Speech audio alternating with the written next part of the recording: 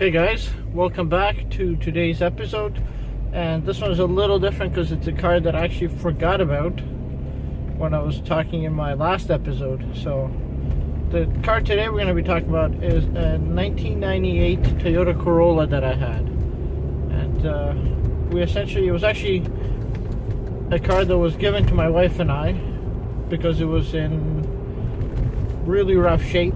But again, by rough shape, person went to back out of their driveway, pressed the brakes, realized there's no brakes, parked it on the street as it kind of rolled off, and asked us if we wanted it. So grabbed the tow truck, got the car towed to a shop.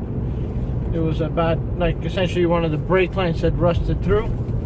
Had that brake line fixed, and then a couple other things that had to be done on the car was the flex joint on the exhaust. It was completely gone through, and just a couple of stabilizer links. So we got that car and it had 190,000 K on it. So we started using it, and actually my wife used it primarily. It was an automatic, and she used it just essentially around the house. Not a bad car. It was very, very plain. So it was it was the VE edition, which was, I think, very economical edition. So crank everything. The only option the car had was air conditioning, and everything else was manual, and came with the 1.8 liter double overhead cam 16 valve engine with the variable valve timing. And it was an economical car. It didn't take much gas to fill. It lasted for a decent amount of time. It always started, it always ran, but it was a very bouncy ride. So it was constantly bouncing up and down.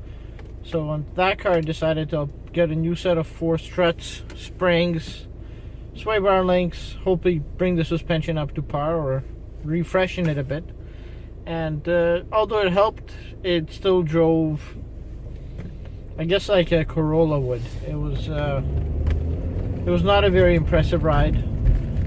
I wasn't impressed with the car. The performance was horrible, and the worst part of it was, in the snow, it was completely useless.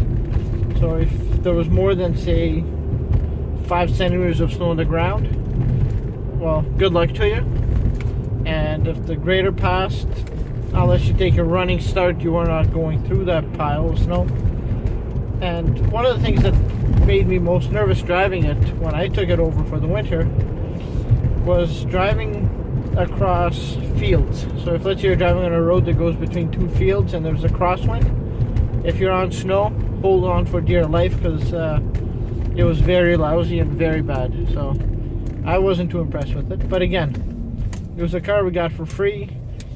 It cost us a few $100 to get everything sorted out to drive it. I spent another $400 on the suspension, and it still didn't make much of an improvement. So, but being a Corolla, being that people say they're reliable, I can see why, because they're made really, really simple. So if you have no mechanical knowledge, you can probably do all the maintenance you want on your Corolla yourself. That's how simple it is. So I think that's where the avenue that Toyota chose. Make it simple, doesn't break, but again, you get nothing else except A to B transportation with that car. At the end of the day, we ended up selling the car for $2,200. So it was a nice profit in our pocketbook, in our pockets from that car. And following that, we moved on to the Accords, actually. So we had that car when we bought the first Accord, and then we ended up selling that after selling the Civic and getting the second Accord. So anyhow, thanks you for watching this short video, and the next one we'll continue this series with the others. If you like what you're seeing, please subscribe, like the channel. I'd love to hear any comments anybody has, so let me know. Have a good one, guys. Cheers.